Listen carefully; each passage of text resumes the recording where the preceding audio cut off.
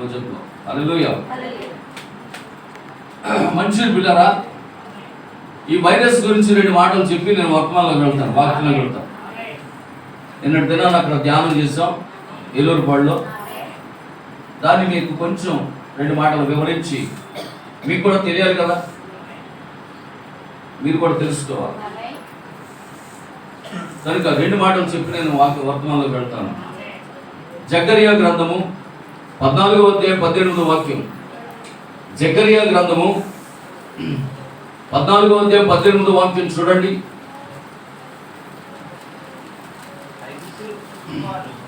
ఐగుప్తీయుల కుటుంబం వారు బయలుదేరకయు రాకయు ఉండిన ఎడల వారికి వర్షము లేకపోవును.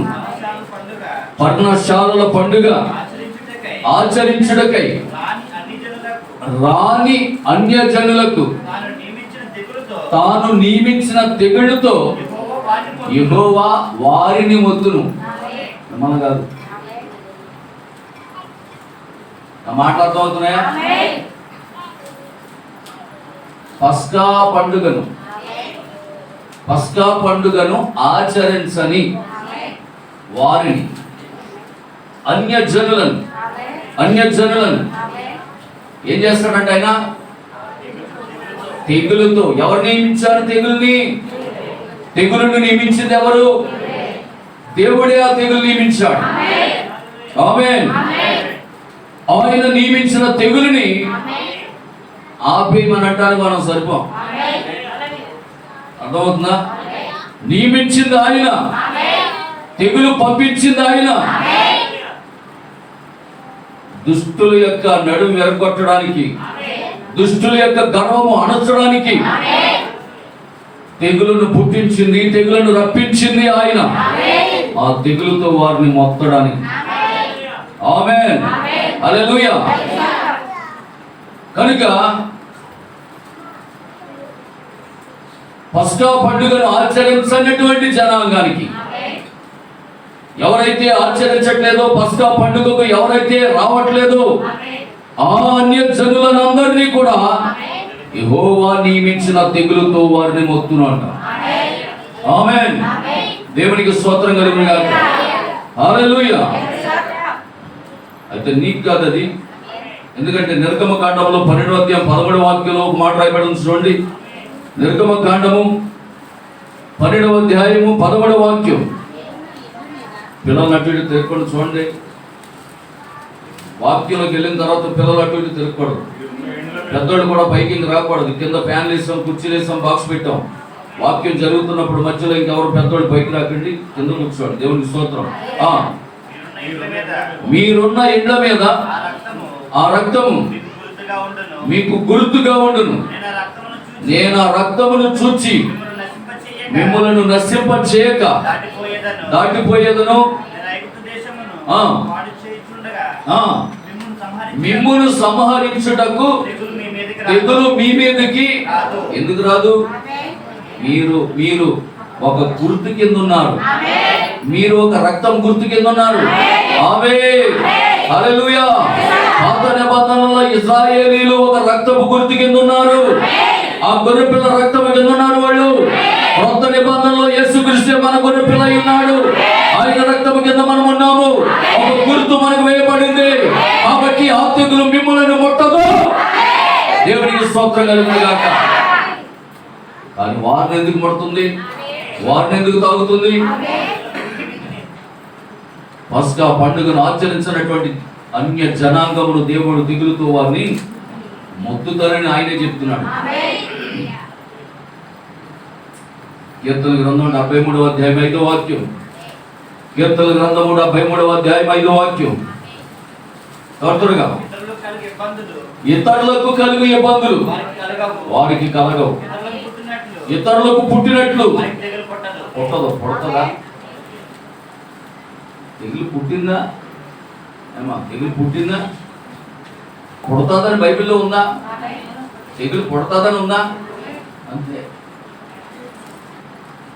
తెగులు పుడతాదని బైబిల్లో రాయబడి ఉంది కాబట్టి, రాసింది దేవుడు కాబట్టి అది జరిగి తీరాలి.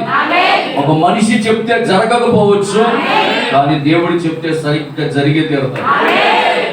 ఆమేన్, హల్లెలూయా. దేవునికి మహిమ కలుగును గాక.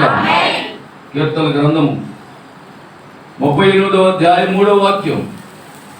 కీర్తన గ్రంథము 38 3వ వాక్యం. నీ కోపాగ్ని వలన ఆరోగ్యము నా శరీరమును విడిచిపోయేను. కోపము, దేవుని యొక్క ఉగ్రత, దేవుని యొక్క కోపము మనుషుల మీద రగులు కొట్టినప్పుడు మానవ యొక్క శరీరములో నుండి ఆరోగ్యము ఏం చేస్తుంది? ఆమేన్. యాక్చువల్ గా మనిషి యొక్క ఒంటిలో ఏముండాలి? ఆరోగ్యం ఉండాలి. ఆమేన్. నీ ఒంటిలో ఆరోగ్యం పోయిందంటే దానికి కారణం ఏంటో తెలుసా? దేవునికి విరోధంగా నువ్వు నడుచుకుంటున్నావు కాబట్టి. ఆమేన్. దేవునికి స్తోత్రం కలుగును గాక. దేవుని యొక్క కోపం నీ మీద రగులు కొట్టుంది కాబట్టి నీ ఒంటిలో ఉన్న ఆరోగ్యం నిన్ను విడిచి, నీ శరీరాన్ని విడిచి బయటికి వెళ్ళిపోయింది. దేవునికి మహిమ కలుగును గాక. లేకపోతే నీ ఒంట్లో ఉన్న ఆరోగ్యం ఎందుకు వెళ్ళిపోతుంది బయటికి? దేవుడు నీకు ఆరోగ్యం ఇవ్వలేదా? శక్తి ఇవ్వలేదా? బలం ఇవ్వలేదా? ఏమైపోయింది నీ ఆరోగ్యం? ఏమైపోయింది నీ శక్తి? ఏమైపోయింది నీ ఒంటిలో బలం? దేవుడిచ్చిన ఆరోగ్యం, దేవుడిచ్చిన బలము, దేవుడిచ్చిన శక్తి నీ ఒంటిలో ఎందుకు వెళ్ళిపోయింది? ఆయన కోపము నీ మీద రగలగా, ఆయనకు కోపం తెప్పించే విధంగా నీవు జీవించినందుకు నీ ఒంటిలో ఉన్న బలాన్ని ఆయన తీసేస్తాడు. నీ ఒంటిలో ఉన్న ఆరోగ్యాన్ని ఆయన తీసేస్తాడు. ఆమేన్. 11వ వాక్యం. అదే 11వ వాక్యం. నా స్నేహితులు, నా చిరుకంటులు నా తెగులు చూచి ఎలా నిల్చున్నారంట? కనీసం దగ్గరగా కూడా ఉండలేదు. నువ్వు అక్క అవ్వచ్చు, చెల్లి అవ్వచ్చు, రక్త సంబంధం అవ్వచ్చు, కడుపునే పుట్టొచ్చు, మీ అమ్మ కడుపు నువ్వు పుట్టుండొచ్చు. కరోనా వైరస్ తాకితే నీ చెల్లి, నీ అక్క నీకు దూరంగా ఉంటున్నారా? దగ్గరకు వచ్చి ముట్టుకుంటున్నారా? నీ బంధువులు కూడా, నీ వేరు విడిచిన మేనమామ కావచ్చు, మేనత కావచ్చు, ఎవరైనా కావచ్చు, పెళ్లిలో మెట్లు తొడవచ్చు, కాళ్ళకి చిట్లు పెట్టొచ్చు. ఆమేన్. వారు ఎటువంటి బంధువులైనా ఉండొచ్చు, కానీ కరోనా వైరస్ అనేది నీకు తాకినప్పుడు వాళ్ళు దూరంగా ఉంటున్నారా లేదా? బైబిల్ సత్యమేనా? బైబిల్ వాక్యమేనా? బంధువులు దూరంగా ఉంటున్నారు, స్నేహితులు ఎడంగా ఉంటున్నారు. ఎడం ఎడం ఎడం 6 అడుగులు ఎడం. చెప్పండి, ఇప్పుడు 6 అడుగులు ఎడం కాదంటే 6 కిలోమీటర్లో వచ్చారు. నేను అర్థమైందా? ఇప్పుడు 6 అడుగులు కదండి, 6 కిలోమీటర్లోనూ వస్తున్నాడు.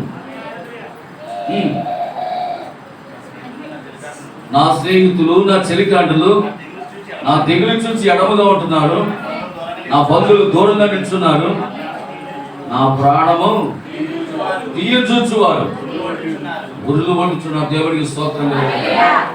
హల్లెలూయా. దేవునికి మహిమ కలుగును గాక. కనుక ప్రియమైనటువంటి దేవుని బిడ్డలారా, నిజంగా చూడండి, దావీదు కొన్ని సందర్భాల్లో తప్పు చేశాడు. దావీదు చేసినటువంటి తప్పుని దేవుడు సరిచేయాలని చూస్తూ ఉన్నాడు. ఎలా సరిచేయాలనుకుంటున్నాడంటే, దేవుడు తన ప్రవక్తను పంపించి దావీదు చేసినటువంటి తప్పుని ఎత్తి చూపి తనకు తెలియ చెప్పి ఒప్పించాలని చూశాడు. తన ప్రవక్తను పంపించాడు. దావీదు చేసిన మహారాజు తప్పుని చెప్పి ఒప్పించి నేలను కృంగదీశాడు, నేలను పడ్డాడు, నేలను సాగిలిపడేటట్టు చేశాడు. దేవా, నా యందు శుద్ధ హృదయము కలుగచేయుము, నా అంతరంగములో స్థిరమైన మనస్సు నాకు దయచేయి. ఒక రాజుగా ఉన్నాను, స్థిరమైన మనస్సు లేదు, కనిపించిన ఆడదన్నలా కోరుకుంటున్నాను. ఆమేన్. అలాంటి కోరిక నాలో నుండి తీసేయి ప్రభువా అని దేవుని సన్నిధిలో ప్రార్థన చేశాడు. అంతకుముందు అతని ఒంటిలో అనారోగ్యంతో బాధపడుతున్నాడు. కానీ ఎప్పుడైతే దేవుని యొక్క సన్నిధిలో దేవుని యొక్క ప్రవక్త వచ్చాడో, దేవుని యొక్క సన్నిధిలో ఆమేన్ దావీదు చేసిన పాపాన్ని ఎత్తి చూపాడు. ఆ పాపాన్ని అంతటి ఎప్పుడైతే దావీదు ఒప్పుకొని మోకరించి ప్రార్థన చేశాడో, అంతరంగంలో స్థిరమైన మనసు దేవుడు నూతనంగా పుట్టించేశాడు. అప్పటి నుంచి దావీదు తన జీవితంలో ఎన్నడూ తప్పు చెయ్యలేదు. అందుకే దావీదు దేవుని చేత దావీదు నా హృదయానుసారమైన మనుషుడు చెప్పండి. ఆమేన్. దేవునికి స్తోత్రం కలుగును గాక. వింటున్నారా? కనుక ప్రియమైనటువంటి దేవుని బిడ్డలారా, పాపాన్ని విడిచిపెట్టి ఆమేన్. ప్రవక్త ద్వారా దేవుడు నీ తప్పుని హెచ్చరించినప్పుడు నీ పాపాన్ని విడిచిపెట్టి ఆరోగ్యాన్ని పొందుకో. దావీదు అదే చేశాడు. దీన్ని బట్టి మనకి ఏమర్థం అవుతుంది?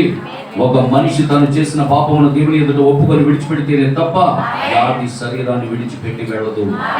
వ్యాధి ఆ శరీరాన్ని విడిచిపెట్టి వెళ్ళకపోతే ఆరోగ్యం ఉండదు. ఆమేన్. దేవునికి స్తోత్రం కలుగునుగాక. నిర్గమకాండం 15వ అధ్యాయము 22 నుండి, నిర్గమకాండము 15వ అధ్యాయము 22 నుండి చూద్దాం. స్పీడ్గా వెళ్దాం. మోషే ఎర్ర సముద్రము నుండి జనులను సాగచేయగా వారు షూరు అరణ్యములోనికి వెళ్ళి దానిలో 3 దినాలు నడిచారు. అక్కడ వారికి నీళ్లు దొరకలేదు. అందులో వారు మారాకు చేరి, మారా నీళ్లు ఎలా ఉన్నాయట? మారా అనే ఊరిలోకి వెళ్తే ఆ ఊరి నీళ్లు ఎలా ఉన్నాయి? ఆ ఊరి నీళ్లు బావిలో, ఆ బావిలో ఉన్న నీళ్ళన్నీ ఎలా ఉన్నాయండి? తాగడానికి చేదుగా ఉన్నాయి. ఆమేన్. కాస్త చప్పగా ఉంటేనే తాగం మనం.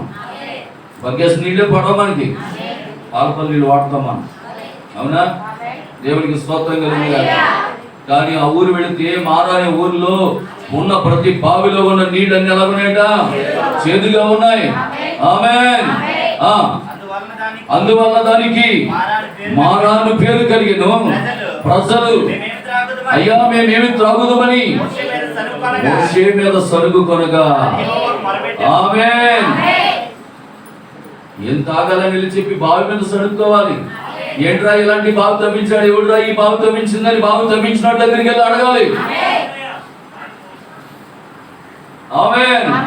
ఎవరిని అడుగుతున్నారు? ఎట్ట తాగమంటావు ఈ నీళ్ళు? చేదుగా ఉన్న నీళ్ళు ఎట్ట తాగమంటావయ్యా అని వెళ్ళి మోషేని అడుగుతుంటే మోషే వెళ్ళి దేవుణ్ణి అడిగాడంట. దేవునికి మొర పెట్టాడు మోషే వెళ్ళి. ఆమేన్. అంతటా యెహోవా అతనికి ఒక చెట్టును చూపించాను. ఆ చెట్టు యొక్క కొమ్మలు పట్టుకొచ్చి నీళ్ళలో వేసిన తర్వాత పట్టండి చెప్పండి. దేవుడు చేసిన ప్రతి అద్భుతం వెనక ఒక గొప్ప కార్యం ఉంటుంది. అద్భుతం జరిగిందంటే నీ అంతటా నువ్వే కొట్టాలా చెప్పండి. మన ఎమ్మెల్యే గారు కనుక మన ట్రైన్లు కట్టించారంటే చాలు మోగిపోతాయి చప్పట్లు. ఎవరైనా చెప్తారు కొట్టండి అమ్మ చప్పట్లోనప్పుడు? నోట్లోంచి బయటికి మాట రాకుండానే. మరి అయ్యగారు చేసిన కార్యం చెప్తుంటే కొట్టద్దా మీరు? నేను చెప్పాలా కొట్టమని? చేదుగా ఉన్న నీళ్లను దేవుడు మధురముగా మార్చినది. హల్లెలూయా. అంతటా ఆయన వారికి కట్టడను విధించి నిర్ణయించి అక్కడ వారిని పరీక్షించి నీ దేవుడని యెహోవా వాక్కును చేసి అది గైకొని ఎడలా. ఆగండి, అక్కడ ఏం నడవట్లేదు కాబట్టి ఆ బావులో అప్పుడు దాకా తీగా ఉన్న నీళ్ళు వెళ్తే చేదైపోయింది. మీకు అర్థమవుతున్నాయి నా సబ్జెక్టు? ఎందుకు ఆ నీళ్లు చేదుగా మారిపోయినాయి? వాళ్ళు దేవుని యొక్క కట్టడలకు విధేయులు అవ్వట్లేదు, దేవుని ఆజ్ఞలు పాటించట్లేదు, దేవునికి విరోధంగా నడుస్తున్నారు. కాబట్టి వారిని పరీక్ష చేయడానికి మారాని నీటి యొక్క వాళ్ళు నడిపించాలి. నీ జీవితంలో చేదు అనుభవాలు ఎందుకు ఎదురవుతున్నాయి? నిన్ను పరీక్షించడానికి. ఆమేన్. హల్లెలూయా. అంటున్నాడు చూడండి, నీ దేవుడని యెహోవా వాక్కు శ్రద్ధగా వినాలంట. ఆయన దృష్టికి మేలు చేయాలి. నీ దృష్టికి ఏది మేలు నువ్వు అది చేయడం కాదు. ఆయన దృష్టికి ఏది మేలు నువ్వు తెలుసుకొని ఆయన దృష్టికి మేలైతే చెయ్యండి. ఆయన ఆజ్ఞలు పాటించండి. ఆయన కట్టడలు విధేయులు అవ్వండి. ప్రతి మాటను తూచా తప్పక పాటించండి. నేను ఐగుప్తీయులకు కలగజేసిన రోగములలో ఏది రానియ్యను. ఒకవేళ ఇన్కేస్ అలా వచ్చిన నిన్ను స్వస్థపరిచి యెహోవాను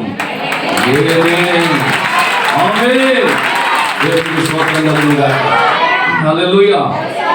కనుక ప్రియమైనటువంటి దేవుని బిడ్డలారా, నిజంగా దేవుని యొక్క కట్టడలను, దేవుని యొక్క ఆజ్ఞలను, దేవుని యొక్క మాటలను వినడానికి గడగడలాడుతూ రావాలి దేవుని యొక్క మందిరానికి. ఆమేన్. ఆఫ్టర్ 60 సంవత్సరాలు 25 సంవత్సరాల ఉద్యోగం వచ్చి 60 సంవత్సరాలు రిటైర్ అయిపోయి ఒక IAS అధికారి దగ్గర గడగడలాడుతా నిలబడతావే.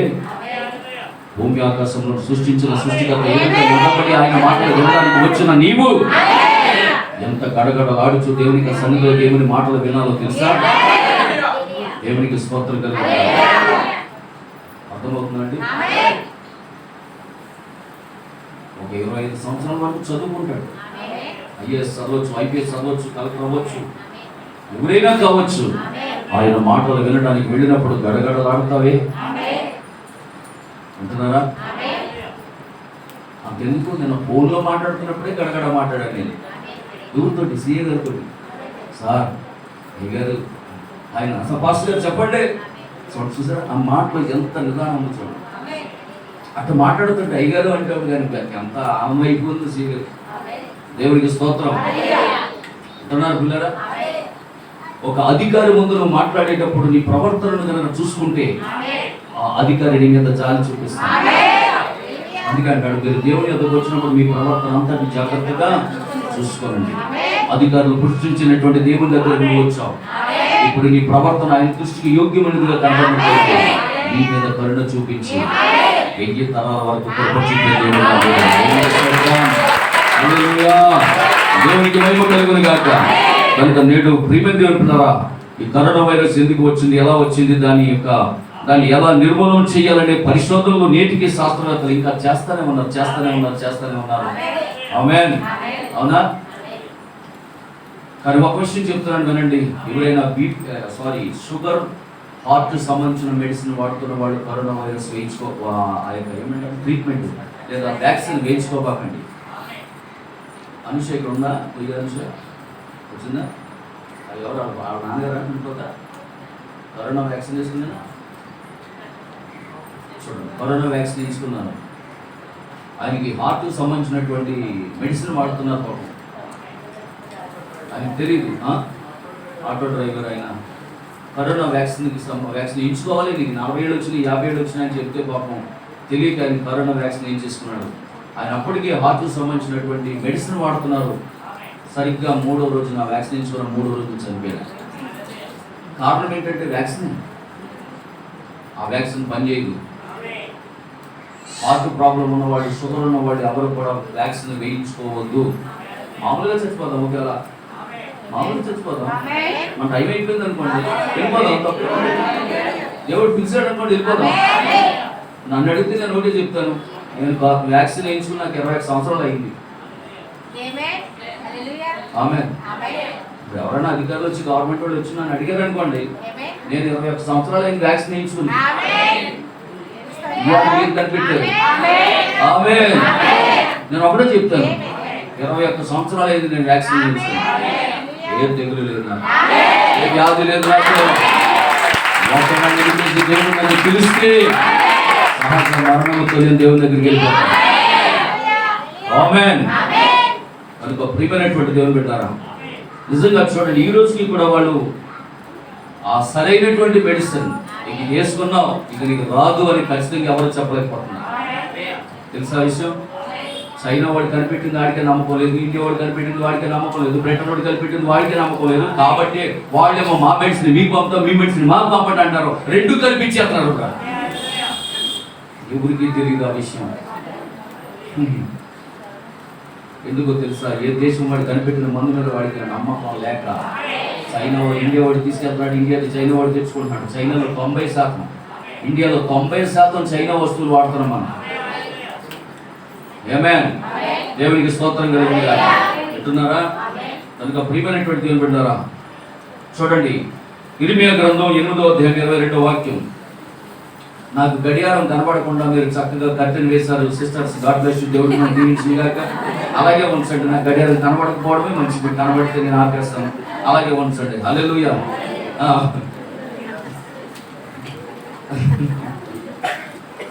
గిలాదులో అత్యసంలో గుగ్గులం ఏమి లేదా? ఏ వైద్యుడు లేడా? నా జనులకు స్వస్థత ఎందుకు కలగట్లేదు? నా జనులకు ఎందుకు స్వస్థత కలగట్లేదు? గుగ్గిలం లేదా అంటే మందు లేదా? ఉంది. వైద్యుడు లేడా? ఉన్నాడు. దేవునికి స్తోత్రం కలిగిన. నేను చెప్పరా, మన డాక్టర్ ఎంత గొప్ప డాక్టర్. ఫస్ట్ మత్తు డాక్టర్ మన డాక్టరే. ప్రపంచంలో మొట్టమొదటి మత్తు డాక్టర్ మన యేసయ్య. ఏదేను తోటలో ఆపరేషన్ చేసేవాడు మొత్తం ఇచ్చింది ఆయనే. మొట్టమొదటి సర్జన్ ఆయనే.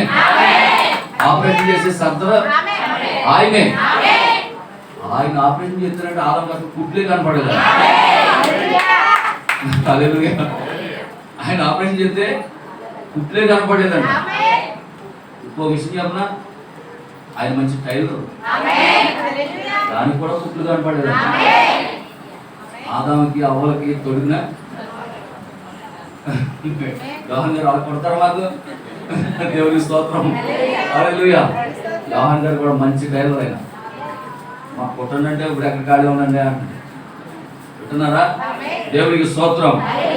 కనుక ప్రియమైన దేవుని బిడ్డలారా, చూడండి ఆయన ఎంత గొప్ప డాక్టర్ అంటే, నీకు ఏది వచ్చినా నువ్వు చూడండి తలబడి వచ్చింది అనుకో, సర్జన్ అయినా సారీ జనరల్ మెడిసిన్ అయినా అర్థమవుతుందా? పేతురు అత్తకి జ్వరం వచ్చినప్పుడు ఆయన వెళ్ళి చేపట్టుకున్నప్పుడు వెంటనే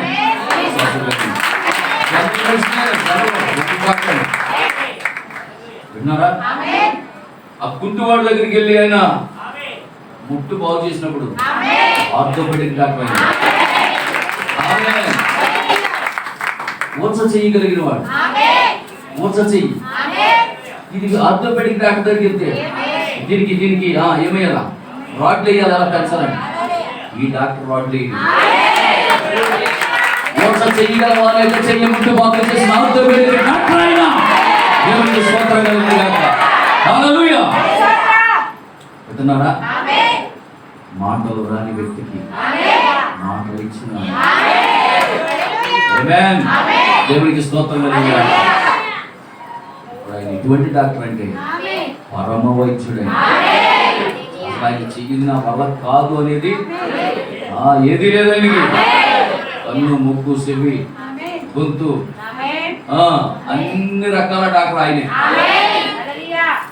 అంత గొప్ప డాక్టర్ మనం కలిగి ఉండి, అంత గొప్ప డాక్టర్ మనం కలిగి ఉండి, మన ఫ్యామిలీ డాక్టర్ మనకు ఉండి, మనకు మందుల చీటి ఉండి, మనకు ఒక కంపౌండర్ అయిన వైద్యుడైన మోసే మన కంపౌండర్. మన కంపౌండర్ గారు ఎవరో వైద్యుడైన మోసే ఎప్పుడు అదే సీట్ ఎత్తాడు. ఇదిగో నేను స్వస్థపరిచే యెహోవా, అదే సీట్ ఎత్తాడు ఎప్పుడైనా. దేవునికి స్తోత్రం కలిగిన. అంత గొప్ప పరమ డాక్టర్ని కలిగి ఉన్న నీవు ఎందుకు భయపడిపోతున్నావు? ఆమేన్. హల్లెలూయా. దేవునికి మహిమ కలుగును గాక. నిర్గమకాండము 20వ అధ్యాయం 6వ వాక్యం. నిర్గమకాండము 20వ అధ్యాయం 6వ వాక్యం. నన్ను ప్రేమించి నా ఆజ్ఞలు గైకొని వారిని ఎన్ని తరాలంట?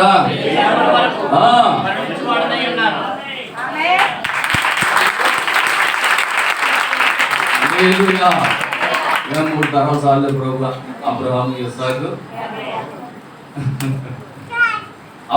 ఇస్సాకు, యాకోబుల దేవుడు. అక్కడ 3 తరాలతో ఆగిపోయింది. ఆగిందంటే నేను పేరు ఆగిన అంటున్నాను అంతే.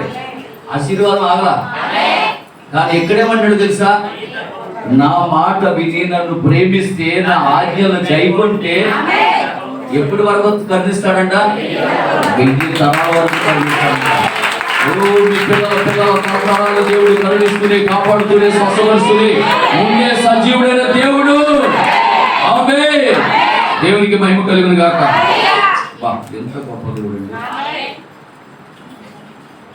నా వల్ల కాదని వ్యక్తి కాదు. 2వ రాజుల గ్రంథం 1వ అధ్యాయం 1వ వాక్యం నుంచి చదవండి. 2వ రాజుల గ్రంథము 1వ అధ్యాయం 1వ వాక్యం. ఆహాబు మరణమైన తరువాత మోయాబీలు ఇశ్రాయేలు వారి మీద తిరుగుబడి అహజ్యా షెమ్రోనులో ఉన్న తన మేడగది కిటికీలో నుండి. చూసారా? రాజు పేరేంటి? అహజ్యా. రాజు పేరు ఏంటండి? అహజ్యా. అతను ఏం చేశాడు? తన మేడ పైన కిటికీలో నుండి కింద పడ్డాడు, రోగయ్యాడు. ఆగండి, ఇక్కడ మేడ అయిందే, కిటికీ అయిందే. అమ్మా నేను చెప్పేది వింటున్నారా?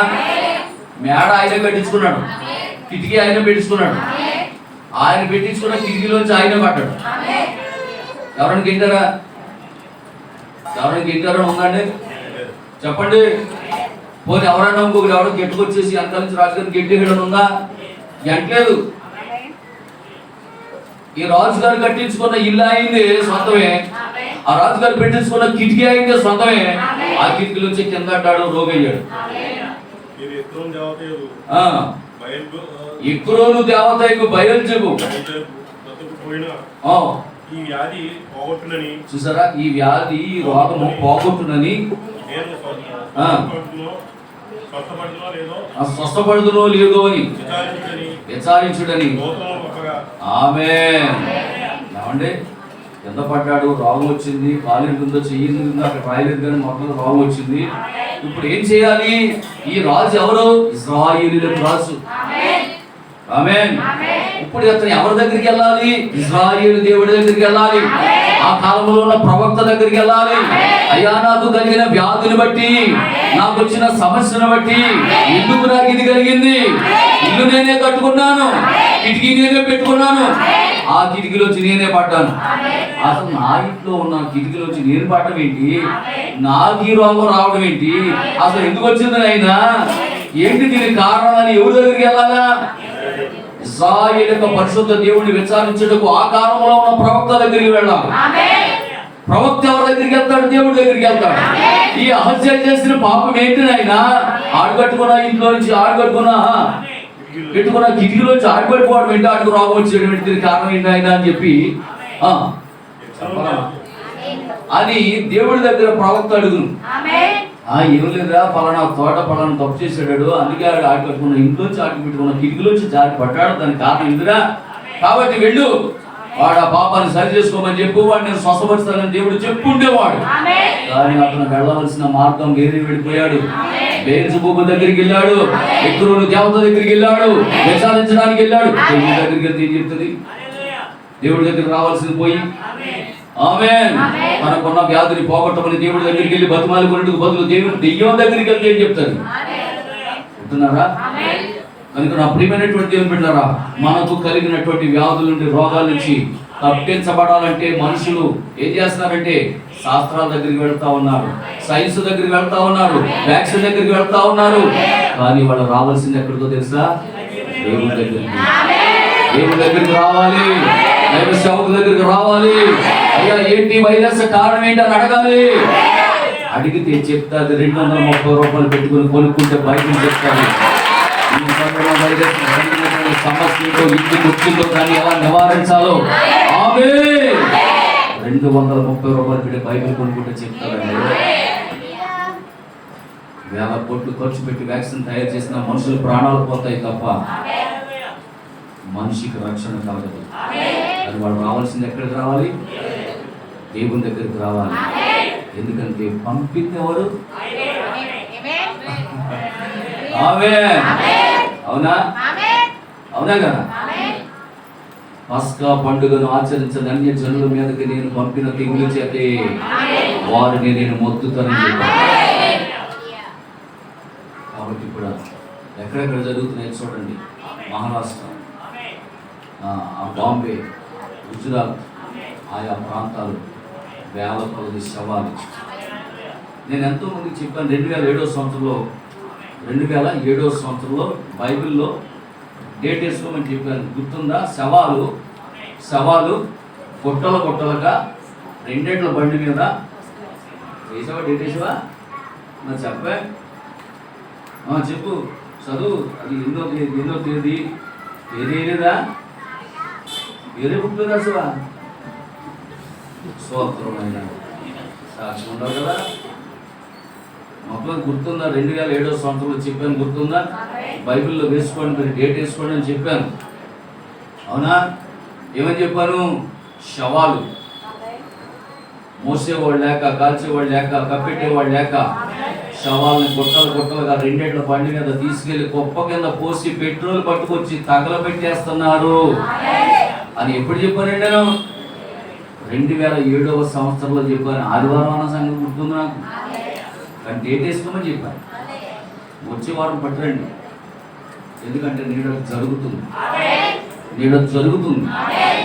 కుప్పల కుప్పలుగా ఇవాళ శవాల్ని, అర్థమవుతుందా? ఇవాళ శవాలు మార్చురీలో కూడా ఉండటానికి లేదని చెప్పారు, తీసుకెళ్ళిపోమని చెప్పారంట. తీసుకెళ్ళిపోయి ఇప్పుడు ఏం చేస్తున్నారు తెలుసా? కాల్చే టైం కూడా లేకుండా, ఆమేన్, హల్లెలూయా. భయంకరమైనటువంటి పరిస్థితి అక్కడ నెలకొని ఉన్నది. వేల కొలది జనం చనిపోతున్నారు పిల్లరా.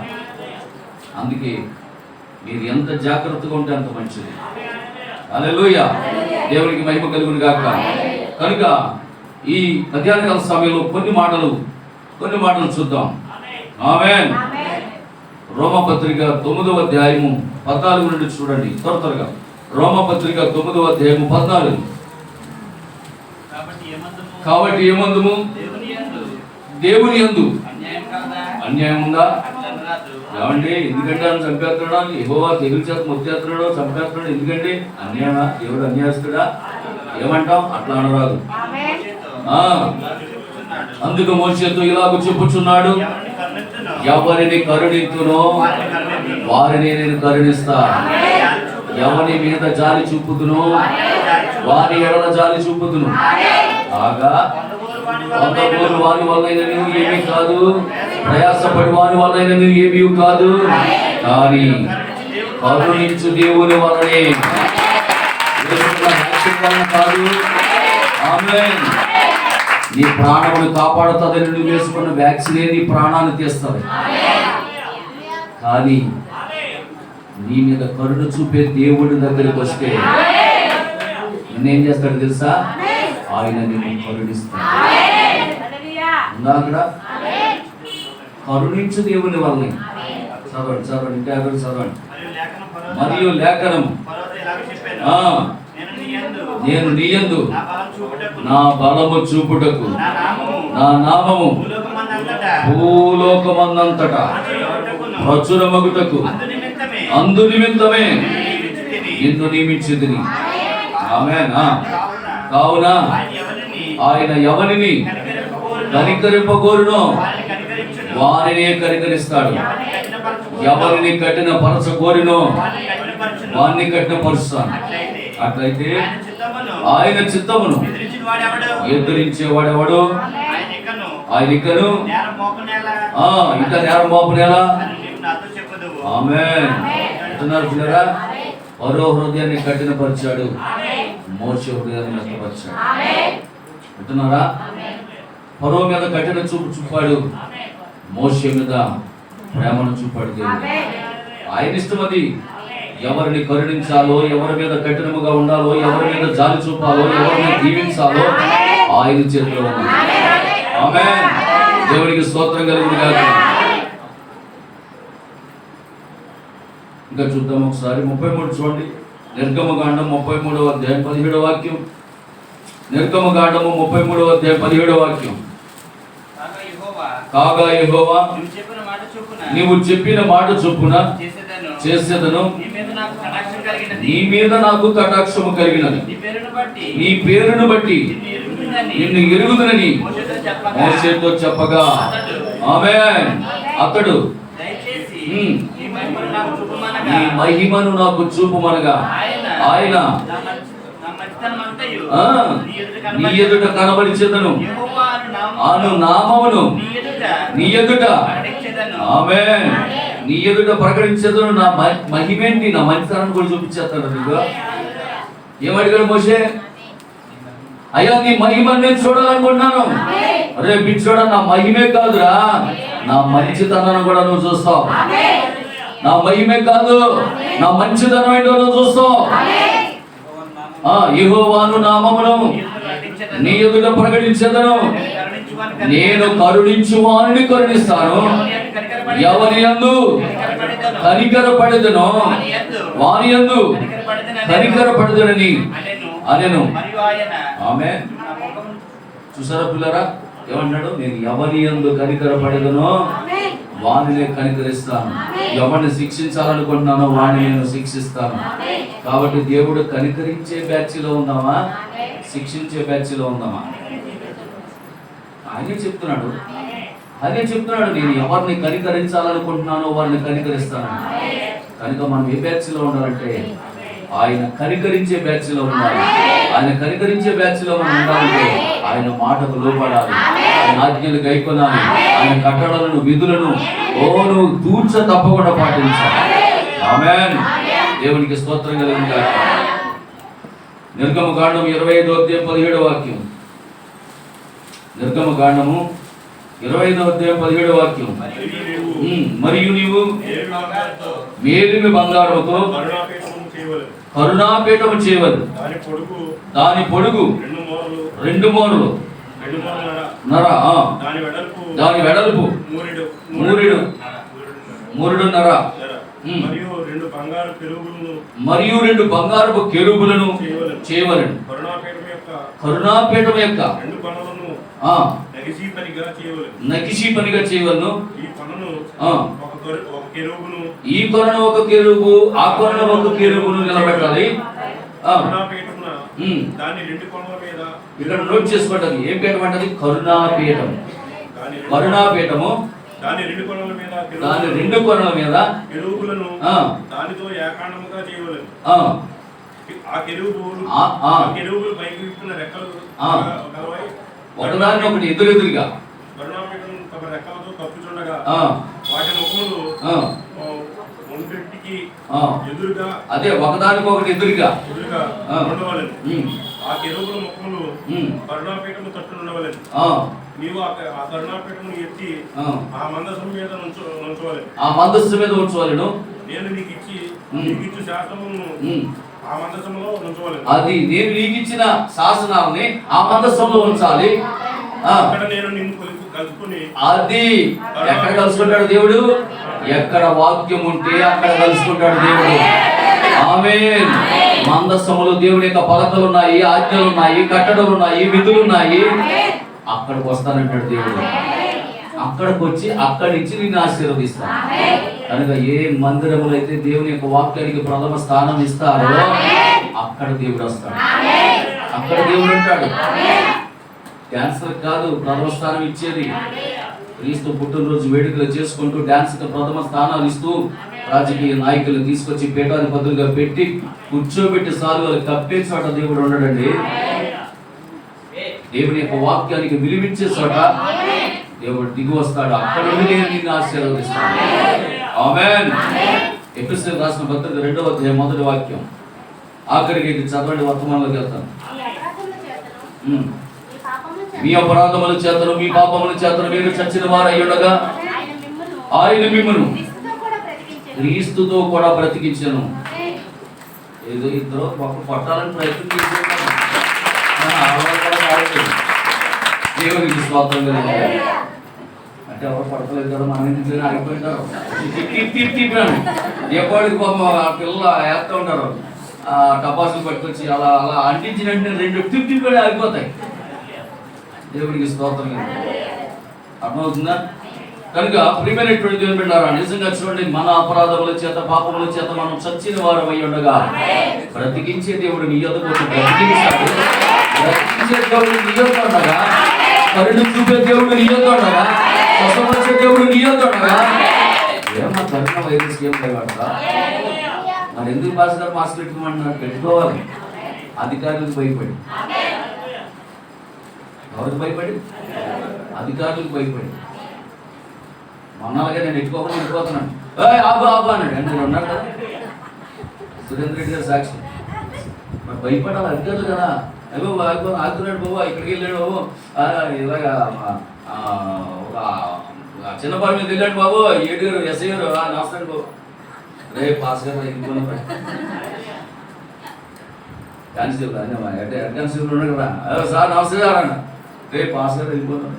ఫోటో తీసేటప్పుడు వచ్చి ఎంత 500 అండి, మాస్క్ లేకపోతే ఎంత 500 ఇయ్యా బాబోయ్, 1000 రూపాయలు సేవ్ అయిపోయినా స్వత్రం ఆయన ఒక్క నమస్కారానికి 1000 రూపాయలు సేవ్ అయిపోయింది.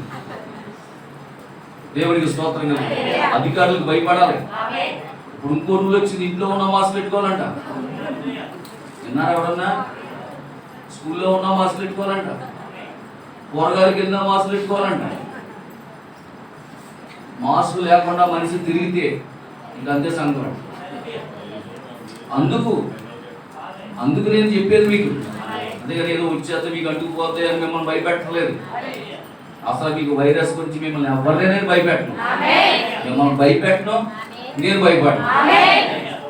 ఇక్కడ మరణం అంటే భయం ఉన్నవాడు భయపడాలి, కానీ మనకెందుకు? నాకు చాలా హ్యాపీ, ఎందుకంటే బతుకుంటే అది ఎత్తపడతాం లేదని భయం, కానీ చచ్చిపోతే తప్పనిసరిగా ఎత్తపడతాం. నాకు గొప్ప నమ్మకం, ఎందుకంటే ఆయన లేపేస్తానన్నాడు. పాపైతే కట్టిన ఖైదు చేసేసిన ఆమె భక్తులు కొట్టి లేపేస్తాను, అది నాకు నమ్మకం. దేవునికి స్తోత్రం. సరే మంచిది. ఇప్పుడు రండి, ప్రకటన గ్రంథం 6వ అధ్యాయం 9 నుండి 11 వాక్యాలు చదువుకున్నాం. మొదటి ముద్రలో మనం చూసిన ప్రియులరా, సాతాను 5వ ముద్ర విప్పినప్పుడు ఎవరంట? దేవుని వాక్యము నిమిత్తం, తాము ఇచ్చిన సాక్ష్యము నిమిత్తం వధింపబడిన వారి ఆత్మలను బలిపీఠము కింద చూచారు. వారు ఏమంటారంటే, నాదా నాదా, నా ప్రాణేశ్వర, సత్యస్వరూపి, పరిశుద్ధుడా, ఎందాక తీర్పు తీర్చుకుంటా ఉంటావు నాయన.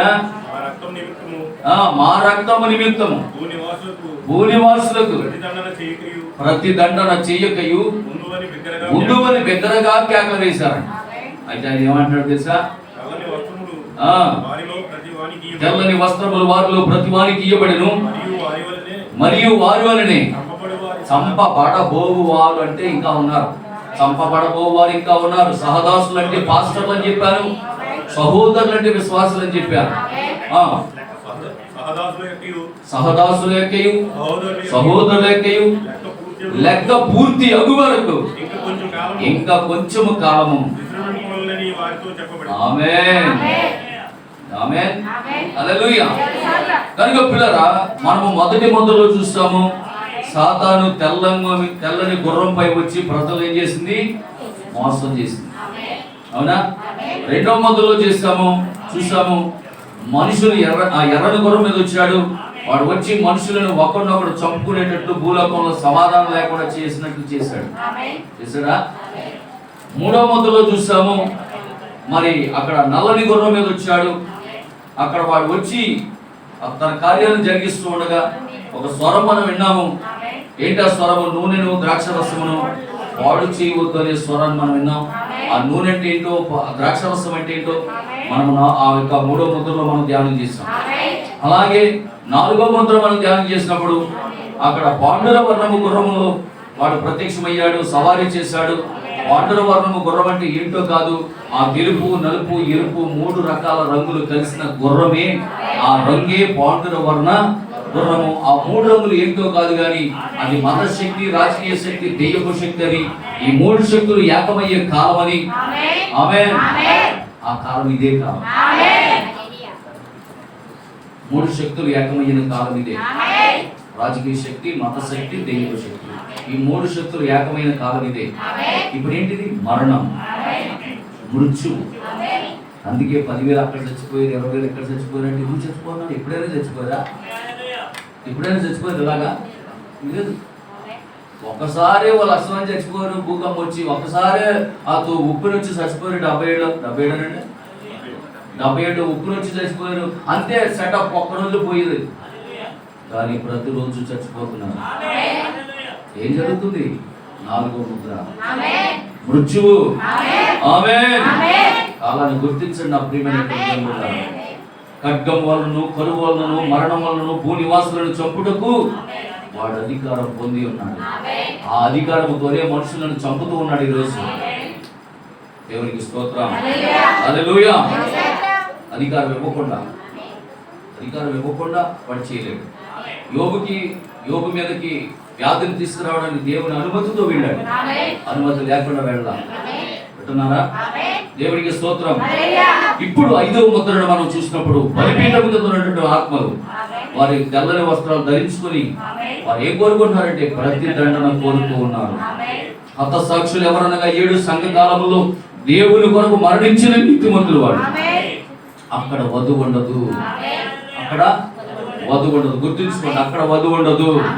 ఎందుకంటే అప్పటికే వధువు ఎత్తబడుతుంది. అప్పటికే వధువు ఎత్తబడుతుంది. దేవుని స్తోత్రం. హల్లెలూయా. దేవునికి మహిమ కలుగును గాక. కనుక మనం రక్షింపబడిన నిమిత్తమే ఇశ్రాయేలు యొక్క దేవుడు ఇశ్రాయేలులను గుడ్డివారుగా చేసిన. అంతేకాదు వారు ఆయనను ఆయన మాటను వారు నమ్మకపోయారు. యేసు సిలువపై వేలాడుచున్నప్పుడు యూదులు పలికిన మాట ఏంటి తెలుసా? ఈ రక్తము మా మీద మా పిల్లల మీద ఉండును గాక అని వాళ్ళే శపించుకున్నారు. కాబట్టి ఈ రోజుకి కూడా దేశ దిమ్మలుగా తిరుగుతూ అనేక ప్రాంతాలు ఎక్కడెక్కడికి వచ్చి ఎదిరిపోయారు. వాళ్ళ మీద తీసుకున్నారు, వాళ్ళ పిల్లల మీద తీసుకున్నారు. వాళ్ళ పిల్లలు ఈరోజు తిరుగుతూ ఉన్నారు. ప్రస్తుతం ఇప్పుడు మన దేశంలో ఉన్నారు. ప్రస్తుతం మన భారతదేశంలో డిఎన్ఏ చేస్తే, యూదుల యొక్క డిఎన్ఏ టెస్ట్ చేస్తే మన భారతదేశంలో 4500 మంది యూదులు ఉన్నారు. వారు ఇప్పుడు ఎక్కడ ఉన్నారంటే చెన్నై, కేరళ, ముంబై, పూణే, మహారాష్ట్ర ఈ ప్రాంతాలలో 4500 మంది యూదులను ఈ మధ్యనే కనుగొన్నారు. వారు వజ్రాల వ్యాపారస్తులు అంటారు. ఇప్పుడు వాళ్ళు ఏం చేస్తున్నారు తెలుసా? వజ్రాల వ్యాపారం చేస్తున్నారు. వాళ్ళు డైమండ్స్ వ్యాపారం, కోటీశ్వర్లు వాళ్ళు. ఆమేన్. వాళ్ళు ఉన్నతమైనటువంటి స్థానంలో ఉన్నారు. కానీ వాళ్ళు ఇప్పుడు ఏమంటున్నారు తెలుసా? మా దేశానికి మేము వెళ్ళిపోతున్నాం, మా దేశానికి మేము వెళ్ళిపోతున్నాం, మా మెస్సయ్య రాబోతున్నాడు, సూచనలు కనబడతా ఉన్నాయి, మా ప్రాంతాన్ని మా యూదులందరినీ కూడా వచ్చేయమని మాకు పిలుపు వచ్చింది, మా ఇజ్రాయెల్ దేశం మేము వెళ్ళిపోతున్నాం, మా దేశానికి మేము వెళ్ళిపోతున్నాం. మేము కలిగి ఉన్న డైమండ్స్ అన్ని విడిచిపెట్టి, మేము కలిగి ఉన్న ఆ వ్యాపారాన్ని విడిచిపెట్టి, మేము కట్టుకున్న బంగాళాలు విడిచిపెట్టి ఆమేన్ వాళ్ళే వెళ్ళిపోతున్నప్పుడు ఆమేన్ నువ్వు వధు మనం వదిలిపెట్టొద్దా? మనం వదిలిపెట్టొద్దా? మనం వదిలిపెట్టుకుని మనం వెళ్ళిపోబోతున్నాం. దేవునికి మహిమ కలుగును గాక. కనుక ప్రియమైనటువంటి దేవుని బిడ్డలారా, నిజంగా చూడండి, వాడు ఇంకా పలికినటువంటి ఆ మాటను మీరు గుర్తు చేసుకోండి. ఇక్కడ ఒక విషయం గమనించండి. వారికి తెల్లని వస్త్రములను ఇవ్వబడినవి. వారు యూదులు, వారు ప్రవక్తలు కలిగి ఉన్నారు. వారు ఒక ధర్మశాస్త్రాన్ని కలిగి ఉన్నారు. వారు ప్రవక్తను మాత్రమే నమ్ముతారు, వారు ధర్మశాస్త్రాన్ని మాత్రమే నమ్ముతారు. దానితోనే వారు నిలిచి ఉందురు. ఎందుకనగా అది దేవుని యొక్క వాక్యమైనది. వారు తావిచ్చిన సాక్ష్యమును బట్టి వారు హతులైది. ఇక్కడ బలిపీఠం కింద నుండి మొరపెడుతూ ప్రతిదండన కోరుచున్న ఆత్మల వారే వారి యొక్క గురుడుతనంతో మెస్సయ్యను ఆ రోజు సిలువేశారు. వారు ఎందుకంటే మెస్సయ్యను వారు గుర్తించలేకపోయారు. నేడు కూడా ఆ విధంగానే ఉన్నది.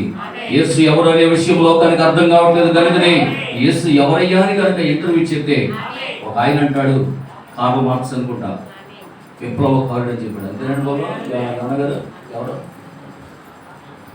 కార్ల్ మార్క్స్ కదా. ఎవరు ఒక ఆయన, మరి ఆయన పేరు నాకు గుర్తులేదు కానీ అవునా. ఇప్పుడు ఆయన ఏమన్నా తెలుసా? యేసుని విప్లవకారుడు అన్నా. ఎవరిని పట్టుకుని? సృష్టికర్తను పట్టుకుని, దేవుణ్ణి పట్టుకుని. దేవుణ్ణి పట్టుకుని ఏమన్నారు? యేసు ఒక విప్లవకారుడు అన్న. ఆమేన్. దేవునికి స్తోత్రం కలిగింది. మరొక ఆయన ఏమన్నాడు తెలుసా? ఆయన అంటే ఒక మత గురువు అంట. ఆయన ఒక మత గురువు. హల్లెలూయా. దేవునికి మహిమ కలుగును గాక. మరొకరు అన్నారు ఆయన ఒక ప్రవక్త. రకరకాలుగా ఈరోజు యూట్యూబ్లో చూస్తే అక్రమంగా పుట్టినవాడని, 3 మేకులు పీక్కోలేని వాడని రకరకాలుగా యూట్యూబ్లో పిచ్చి కోతలకు వస్తూ ఉన్నారు. అందుకే దేవుడు లోకం మీదకి తెగులు పంపించాడు. హల్లెలూయా. దేవునికి మహిమ కలుగును గాక. వింటున్నారు పిల్లరా? కనుక ప్రకటన గ్రంథం 6వ అధ్యాయం 10వ వాక్యంలో ఉన్నటువంటి మాట, వారు నాదా సత్యస్వరూపి పరిశుద్ధుడా ఎందాక తీర్పు తీర్చుకుంటా ఉంటావయ్యా, అక్రమంగా పుట్టినాడు అని చెబుతున్నారు. ఆమేన్. విప్లవకారుడిని మోగుతున్నారు. ఆమేన్. హల్లెలూయా. దేవుడు ఎలాగవుతాడని ఇన్ని రకాలుగా మాటలు అంటుంటే ఇంకా ఎందాకయ్యా తీర్పు తెచ్చుకుంటా ఉంటావు.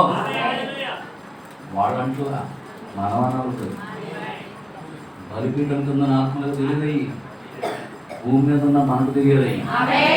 ఇప్పుడు మనం మొర పెట్టాలి. అలాగా మనం మొర పెట్టాం. సాయంత్రం అయితే గుర్రు పెట్టడం తెలుసు తప్ప మొర పెట్టే సమస్య లేదు. దేవుని స్తోత్రం. హల్లెలూయా. బలిపీఠము ముందున్న ఆత్మలు మొర పెడుతున్నాయి. భూమి మీద ఉన్న ఆత్మలు మనం మొర పెట్టాలి. ఆమేన్. దేవునికి స్తోత్రం కలుగును. కనుక ప్రియమైనటువంటి దేవుని బిడ్డలారా, ఇక్కడ ఒక చక్కని మాదిరి మనం చూచుదాము అంటున్నాడు ప్రవక్త. ఇక్కడ మనం ఒక చక్కని మాదిరి చూచుదాము. ఆమేన్. చూడండి, పాత నిబంధనలో యోసేపునకు, క్రొత్త నిబంధనలో యేసుక్రీస్తునకు ఒక చక్కటి మాదిరి మనం చూడవచ్చు. మరి యోసేపు తన సహోదరులను కలుసుకొని తనను తాను వారికి ప్రత్యక్షపరుచుకున్న సమయంలో యోసేపు భార్య అనాశ్రత ఎక్కడ ఉంది? అంతఃపురంలో. అవునా?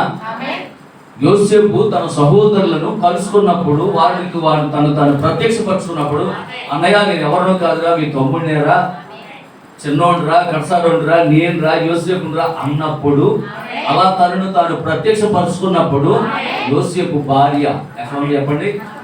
అంతఃపురం.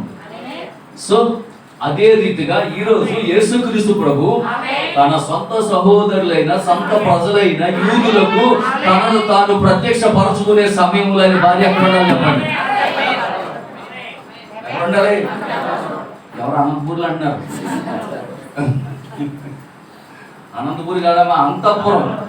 అంటే మన అంతఃపురం ఏంటి?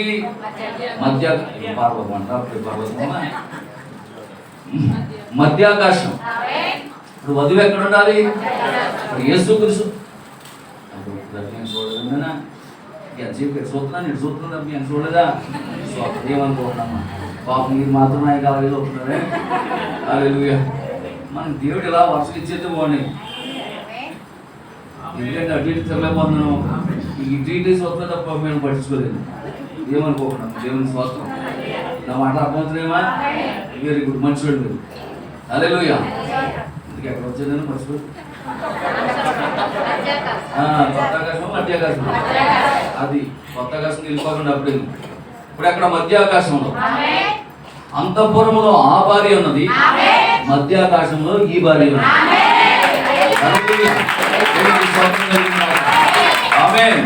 అవునా? అది నిజంగా ప్రియమైన దేవులారా, ఆయన అంటున్నాడు, యోసేపు ఐగుప్తులో ఉన్న ఆ యొక్క అన్య చనుల యొద్దకు పంపబడ్డాడు. ఆమేన్. అక్కడే ఒక అన్య స్త్రీని పెళ్లి చేసుకున్నాడు. కనుక మరి యేసు అన్య జనుల మధ్యకు పంపబడ్డాడా? చెప్పండి. ఇప్పుడు యేసు అన్య జనుల మధ్యకు పంపబడ్డాడా? యూదుల దగ్గరికి వెళ్ళాడు, వారు కాదనుకున్నాడు. అందుకు యేసు ఇప్పుడు ఎక్కడికి వచ్చారు? ఆమేన్. అని యోసేపు ఎవరి దగ్గర ఉన్నాడు? ఫస్ట్ సొంత వాళ్ళ దగ్గర ఉన్నాడు. వాడు ఏం చేశాడు? మా గొద్దలు గొద్దలు పడేశారు. అవునా? అలాగే యేసును కూడా మా గొద్దలు సిలివేశారు. ఇప్పుడు యేసు ఎవరి దగ్గరికి వచ్చాడంటే అన్య జనుల దగ్గరికి వచ్చాడు. ఆమేన్. ఇప్పుడు అన్య జనములలో నుండి అన్య వధువుని ఏర్పరచుకున్నాడు. ఆమేన్. హల్లెలూయా. ఇప్పుడు ఆయన వధువుగా కాదు, ఆయన భార్యగా వివాహం చేసేసుకున్నాడు. దాన్ని మీకు ఎలా చెప్పగలరు పాస్టర్ గారు అంటే, క్రీస్తు శకం 1వ శతాబ్దంలో పౌలు గారు వచ్చి సంఘాన్ని ప్రదానం చేస్తే, ఈ యొక్క చివరి కాలంలో 7వ సంఘ కాలంలో చివరి కాలానికి దేవుని చేత పంపబడినటువంటి బ్రదర్ బ్రహ్మ గారు వచ్చి సంఘమును క్రీస్తుకి వివాహం చేసేసారు. ఆమేన్.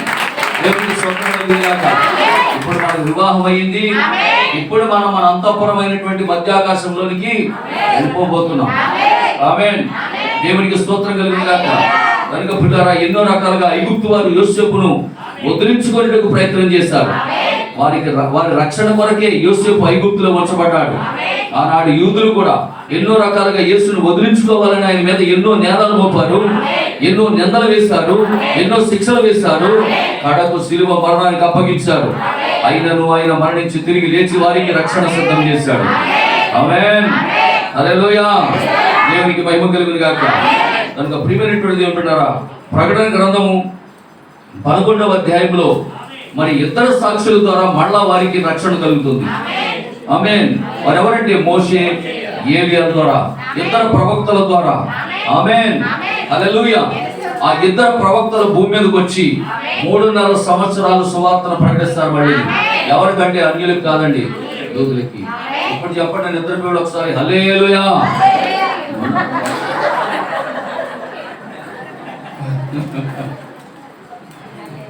చెప్పడం కూడా ఎంత స్టైల్గా పర్లేదురా.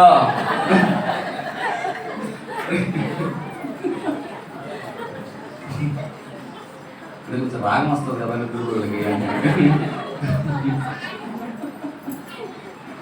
అసలు ఎవరైనా నిద్ర పూర్వులు అల్లుడు చెప్తారమ్మా అంటే మీరు తెలుపుగా ఉన్నారని లెక్క. స్తోత్రం. ఏదో అప్పుడప్పుడు అలా అంటా అనుకోండి. మంచి పని చేశారమ్మా. నాకు అది గడియారం జ్ఞాపకం చేశారు. స్తోత్రం. సరే, కొంత శాత తెచ్చుకుని వెళ్ళడానికి మనకి డ్రింక్ ఉంది కాబట్టి సరైన పని తలగా తాగేది కానీ కంగారు పడకండి.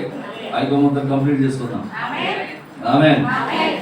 సరే, 3.5 సంవత్సరాల గురించి మనం ఆలోచన చేసినట్లయితే దానియేలు 70 వారాల్లో మిగిలిన అర్ధవారం ఏంటంటే 3.5 సంవత్సరాలు. ఆమేన్. మంచిగా వర్తమాన విశ్వాసులుగా మనందరికీ తెలుసు. ఆ 1260 దినాలంటే అవి తెలియదు. ఆ 42 నెలలు అంటే అది బైబిల్లోనే రాయబడి ఉంది. 11వ అధ్యాయంలో, ప్రకటన గ్రంథంలో 11వ అధ్యాయంలో రాయబడి ఉంది 42 నెలలని 1260 దినాలని. అవి లెక్కెత్తే 3.5 సంవత్సరాలు అవుతుందని. అదే దాని 70 వారాల్లో మిగిలిన అర్ధవారం అదేనంటే ఏం అర్థం కాదు. అన్నిటికీ అర్థమవుతుంది. దాని 70 వారాలు ఇంటికి అర్థమవుతుంది. అవునా? దేవునికి స్తోత్రం కలిగింది. ఆ దానియేలు దర్శించిన ఆ యొక్క దర్శనాలు 7 దర్శనాలు ఏంటో తెలుసుకుంటే అర్థమవుతుంది. తెలుసుకోకపోతే ఏమర్థమవుతుంది? కనుక ఆ అర్ధవారం ఏమిటో కాదు కానీ ఆ 42 నెలలు, ఆ యొక్క చెప్పండి 1260 దినాలు, టోటల్గా 3.5 సంవత్సరాలు. అదే 3.5 సంవత్సరాల శ్రమలు, 7 కాదు. ఆమేన్. దేవునికి స్తోత్రం. అక్కడే 144,000 మంది యూదులు కూడా కనబడతారు. శ్రమల కాలం ద్వారా 1,44,000 మంది రక్షించబడతారు. ఇదే 3.5 సంవత్సరాల శ్రమల కాలం. ఆ శ్రమల కాలానికి ముందే వధువు కొనుక్కోబడుతుంది పైకి, పెండ్లి విందులో పాల్గొనను. అదే సమయంలో భూమి మీద 3.5 సంవత్సరాల శ్రమలు. యూదులు మంచివారే, మంచి పనులే చేశారు, మంచి జీవితమే జీవించారు. అయితే వారు హతసాక్షులుగా చంపబడ్డారు. ఎవరి ద్వారా? ఆయా కాలంలో హిట్లర్ ద్వారా, ఆయా కాలంలో స్టాలిన్ ద్వారా, ఆయా కాలంలో ముస్సోలిన్ ద్వారా. ఆమేన్. యూదులు చంపబడ్డారు. యూదులను ఏ దేశం గౌరవిస్తుందో ఆ దేశము కూడా కాపాడబడుతుంది. యూదులను మన దేశం గౌరవించిందా? అందుకే దేవుడు మన దేశాన్ని కాపాడుతూ వస్తాడు. అబ్రహాంతో దేవుడు వాగ్దానం చేశాడా? అబ్రహాం చెప్పండి 12వ అధ్యాయం, ఆదికాండం 12వ అధ్యాయం 3వ వాక్యం చూడండి. ఆదికాండము 12వ అధ్యాయం 3వ వాక్యం. నిన్ను ఆశీర్వదించు వారిని నేను ఆశీర్వదించేదను, నిన్ను దూషించు వారిని నేను శపించేదను. దేవునికి స్తోత్రం కలిగింది. అర్థమవుతుందండి? ఎవరైతే యూదులను దీవిస్తారో, వారికి ఆశ్రయమిస్తారో, వారిని దేవుడు ఏం చేస్తారో తెలుసు? ఆశీర్వదిస్తారు. ఈరోజు మన దేశం ఆశీర్వదించబడ్డానికి గల కారణం ఏంటో తెలుసా? యూదులను మనం చేర్చుకున్నాం కాబట్టి. ఇశ్రాయేలు దేశం యొక్క చరిత్రలో భారతదేశం యొక్క పేరు లిఖించబడ్డారంటే దానికి కారణం మన యేసు ప్రభు. హల్లెలూయా. దేవునికి స్తోత్రం కలుగును గాక. క్రీస్తు లేకపోతే భారతదేశం యొక్క పేరే లేదు. క్రీస్తు ఉన్నాడు కాబట్టి. ఆమేన్. దేవునికి స్తోత్రం కలుగును గాక. హల్లెలూయా. ప్రకటన గ్రంథం 12వ అధ్యాయం 2వ వాక్యంలో చూడండి. ప్రకటన గ్రంథం 11వ అధ్యాయం 2వ వాక్యం. త్వరగా 11వ అధ్యాయము ప్రకటన 11:2. వెలుపటి ఆవరణమును కొలత వేయక విడిచిపెట్టము, అది అన్నిటికీ ఇవ్వబడెను. 42 నెలలు. 42 నెలలు. ఎన్ని నెలలమ్మా? 42 నెలలు. పరిశుద్ధ పట్టణము. చూసారా? నేను నా 2 సాక్షులకు అధికారం ఇచ్చాను. ఆ 2 సాక్షులు ఎవరు కాదు? మోషే, ఏలియా. ఎందుకు వారిని మోషే, ఏలియాలుగా మనము ప్రకటించవచ్చు చెప్పాలంటే, వాళ్ళకి ఇష్టం వచ్చినప్పుడల్లా వాళ్ళు ఏం చేస్తారంట? ఒకడు ఏం చేస్తారంట? వర్షం కురకుండా ఆఫ్ చేసేస్తారంట. ఎవరా వర్షం కురకుండా ఆఫ్ చేసింది? హానోక. మరి చాలా మంది భాషలు ఇదే బోధిస్తున్నారు. ఆ వచ్చే 2 సాక్షుల్లో ఒక ఆయన ఏలియాని, ఒక ఆయన హానోక్ అని. లేదు ప్రియులారా, అది పొరపాటు పడుతున్నారు. ఆ ఇద్దరు సాక్షుల్లో ఒక ఆయన ఎవరంటే ఆయనకి ఇష్టం వచ్చినప్పుడల్లా ఆకాశాన్ని మూసేవాడు ఏలియా. అతనికి ఇష్టం వచ్చినప్పుడల్లా నీటిని రక్తంగా మార్చేవాడు. దిగుళ్ళతో భూమిని బాధించేవాడు. ఆమేన్. ఆయన మోషే. ఈ చివరి కాలం దేవుని యొక్క ప్రవక్త వచ్చి ఇంత స్పష్టంగా ఇందులో ఉన్న వాక్యాన్ని తేటతెల్లగా తెలియజేశాడు. ఈ మర్మము, ఈ యొక్క గొప్ప రాయబడినటువంటి వాక్యం అర్థం కాక ఈరోజు చాలా మంది వాడు భక్తి చేస్తా ఉన్నారు. ప్రియమైనటువంటి దేవుడు కనీసం మనం చెప్తున్నాను అర్థం చేసుకోవట్లేదు. హల్లెలూయా. దేవునికి మహిమ కలుగును గాక. అర్థమవుతుందా? 1260 దినములు 7 వాక్యంలో సాక్ష్యం చెప్పగానే ముగించగానే అంధకారంలో నుండి వచ్చి క్రూర మృగం వారితో యుద్ధం చేస్తుంది, జయిస్తుంది, మనం చంపేస్తుంది. వారి శవంలో మహాపట్టణంలో సంత వీధుల్లో పడి ఉండును. ఆ ఇద్దరు ప్రవక్తల పరిచయం మీరు గుర్తించినప్పుడు వారిద్దరిలో ఒకరు ఏలియా, ఒకరు మోషే అని చెప్పవచ్చు.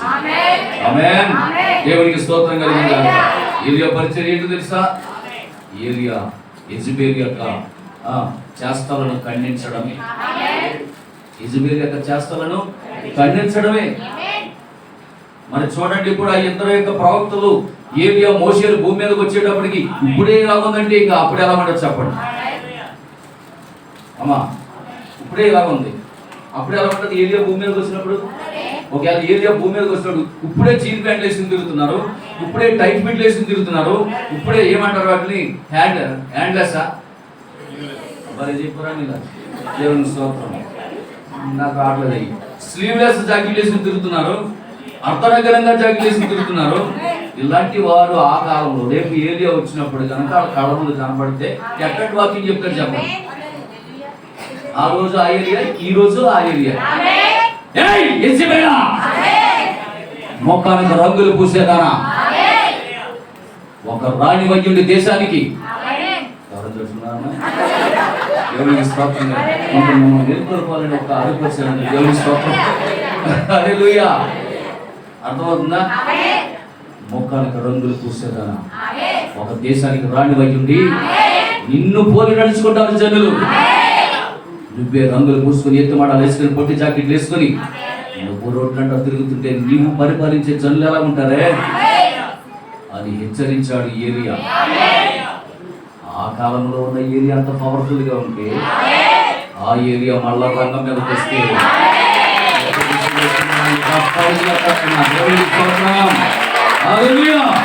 దేవునికి మహిమ కలిగిన గాక. ఆ ఏలియా బ్రహ్మంలో ఉన్నాడు. ఆ ఏలియా ఆత్మ కలిగిన బ్రహ్మం ఈ కాలంలో పొట్టు దుస్తులు వేసుకుని అమెరికాలో సింగారించుకుంటూ తిరుగుతున్నా వాళ్ళందరినీ ఏకి పారేశాడు. హల్లెలూయా. దేవునికి మహిమ కలిగిన గాక. నేనంటాను, ఈ కాలంలో ప్రసంగం చేసే ప్రతి చివరి కాల వర్తమానికుడు ఒక ఏలియా వలె ఉండాలి. అలా కనుక ప్రసంగం చేస్తే సంఘం సగం ఖాళీ అయిపోతుంది. ఆమేన్. ఒకవేళ ఆ విధంగా కనుక బోధిస్తే దశంభాగాలు ఆగిపోతాయో, కానుకలు ఆపేస్తారు, మందిరానికి మానేస్తారని భయపడి ఒకవేళ బోధించిన పాస్టర్లు ఎవరైనా ఉంటే ఉండొచ్చు. కానీ ఆ ఏలియా ఆత్మ కలిగిన వాడు ఖచ్చితంగా బోధించగలరు. ఆమేన్. హల్లెలూయా. దేవునికి మహిమ కలిగిన గాక. అంటున్నారు పిల్లలు. కనుక ఈ మధ్యాహ్న కాల సమయంలో దేవుని యొక్క వాక్యం సెలవిస్తా ఉన్నది. ఏలియా యెజబెల్ యొక్క చేష్టలను ఖండించాడు. ఏలియా ఆత్మ కలిగిన, ఎలీషా ఆత్మ కలిగిన ప్రతి సేవకుడు నిజంగా నా విధంగానే చేస్తాడు. ఏలియా ఆత్మ ఎలీషాలోకి వెళ్ళింది, ఎలీషాలో ఉంది. యోహానులోకి వెళ్ళింది, యోహానులో ఉంది. బ్రహ్మంలోకి వచ్చింది, బ్రహ్మంలోకి ఈరోజు నీలోకి రావాలి. దేవునికి స్తోత్రం కలుగును గాక. హల్లెలూయా. కనుక ప్రియమైనటువంటి దేవుని బిడ్డలారా, నిజంగా ఈ యొక్క మధ్యాహ్న కాల సమయంలో ఈ వర్తమానం కలిగి ఉన్నందుకు మనం ఎంతో ధన్యులు. ఆమేన్. ఎందుకంటే ఆ మొదటి పునరుద్ధానము, ఆ యొక్క ఆ ఉదయకాల పునరుద్ధానం కంటే ఈ చివరి కాల సాయంకాలం పునరుద్ధానం గొప్ప రిజరెక్షన్ తీసుకొచ్చింది. ఇప్పుడు మనకి ఎత్తపాటును తీసుకొస్తాం. ఆమేన్. దేవునికి స్తోత్రం. హల్లెలూయా. చనిపోయిన వారి శరీరాలు, వాటిని మనము ఆ శరీరాలు నిద్రిస్తున్నాయి, కానీ వారి ఆత్మను మాత్రం నిద్రించట్లేదు. చనిపోయిన వారి శరీరాలు మాత్రము సమాధుల్లో నిద్రిస్తున్నాయి, కానీ వారి ఆత్మలు నిద్రించట్లేదు, మెలకువలో ఉన్నాయంట. ఏమైనా ఎవరికైనా డౌటా అని అడుగుతున్నాడు ప్రవక్త. ఈ మాట నేను చెప్పినందుకు మీకు ఎవరికైనా డౌటా అని అడుగుతున్నాడు. ఏమి నిద్రిస్తున్నాయంట? చెప్పాలి. వారి శరీరాలు మాత్రమే సమాధిలో నిద్రిస్తున్నాయి, వారి ఆత్మలు నిద్రించట్లేదు. ఈ విషయంలో మీకు ఎవరికైనా డౌటా అని అడుగుతూ ప్రవక్త ఏంటో తెలుసా? 2 సంవత్సరాలు అయిపోయింది సమూయేలు చనిపోయి. ఆమేన్. అతని శరీరం నిద్రిస్తుంది కానీ అతని ఆత్మ జీవించేవాడు. సౌలు గారు ఏం చేశాడు? ఒక ఏమంటారు మంత్రగతి సోదిగతిని తీసుకొచ్చి, ఇదిగో నాకు ఇప్పుడు ప్రవక్త సమూయేలుతో మాట్లాడించాలి. అవునా? ఆమేన్. అది వచ్చింది. దానికి ఉన్న మంత్ర ప్రయోగాలన్నీ ప్రయోగించి ప్రవక్త సమూయేలు బయటకు తీసుకొచ్చింది. హల్లెలూయా. దేవునికి స్తోత్రం కలుగును గాక. అవునా? తీసుకొచ్చిందా లేదా? అంటే ప్రవక్త చెప్పింది కరెక్ట్ కదా? మానవుని యొక్క శరీరం నిద్రించి వచ్చేమో కానీ ఆత్మ మాత్రం ఇంకా జీవించలేదు. ఆమేన్. దేవునికి స్తోత్రం కలుగును గాక. కనుక ఈ 5వ ముద్ర విప్పినప్పుడు ఈ 5వ ముద్ర బయలుపరచబడి ద్వారా బలిపీఠము కింద నుండి ఆత్మలు ఏం చేస్తున్నాయంట?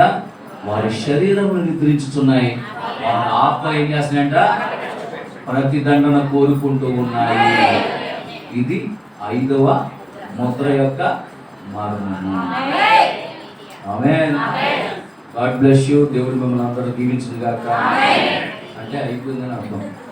ఎక్కడ పైకి దేవునికి స్తోత్రం కలుగుతుంది.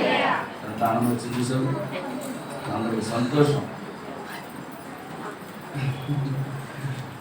ఒక పల్లవి ఒక చరణం పాడుకొని ముగింపు ప్రార్థన చేసుకుందాం. వెళ్ళేటప్పుడు అందరూ కూడా చక్కగా పానీయం తాగి సర్వగా వెళ్ళండి మీ గృహాలకి. వచ్చే వారం గంటలు ఇక్కడ సిద్ధపడండి. వచ్చే వారం మాస్క్ లేకపోతే మందిరంలోకి ఎలా లేదు. ఆ బాధ్యతలు సంఘపెద్దలు తీసుకొని అక్కడ నిలబడండి. తప్పకుండా మాస్క్ ధరించి రావాలి. మాస్క్ లేకుండా ఎట్టి పరిస్థితుల్లో లోనికి చేయాలి. అమ్మకు పెట్టు సార్.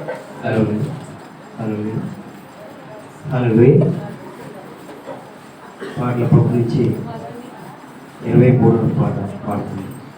నావనే నీవే, నీవనే నావే. నావన్నీయు నీవే, నీవన్నీయు నావే. అజ్ఞానము యేసు రక్తంద తండ్రివి నీవు. నావన్నీయు నీవే, నీవన్నీయు నావే. అజ్ఞానము యేసు రక్తంద తండ్రివి నీవు. యేసయ్యా, యేసయ్యా, యేసయ్యా, యేసయ్యా, యేసయ్యా, యేసయ్యా, యేసయ్యా, యేసయ్యా. నావన్నీయు నీవే, నీవన్నీయు నావే. అన్నావు యేసు రక్తంద తండ్రివి నీవు. నావన్నీయు నీవే, నీవన్నీయు నావే. అన్నావు యేసు రక్తంద తండ్రివి నీవు. నా జీవనిచ్చటకు విలువలను మోసి నీ జీవమిచ్చినావు. నా పాపరులకు నా జీవనిచ్చటకు విలువలను మోసి నీ జీవమిచ్చినావు. నీవన్నీయు నాకిచ్చి నా బాధ నీవు భరించి. నీవన్నీయు నాకిచ్చి నా బాధ నీవు భరించి. ఈడ తెచ్చినావు, నీ సొంతమిచ్చినావు. ఈడ తెచ్చినావు, నీ సొంతమిచ్చినావు. యేసయ్యా, యేసయ్యా, యేసయ్యా, యేసయ్యా, యేసయ్యా, యేసయ్యా, యేసయ్యా, యేసయ్యా. నావన్నీయు నీవే, నీవన్నీయు నావే. అన్నావు యేసు రక్తంద తండ్రివి నీవు. నావన్నీయు నీవే, నీవన్నీయు నావే. అన్నావు యేసు రక్తంద తండ్రివి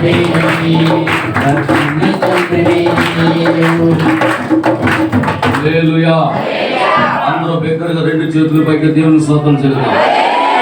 ప్రభువా, ఈ ప్రపంచంలో కరోనా వైరస్ తో వేలాది మంది చనిపోతూ ఉన్నారు.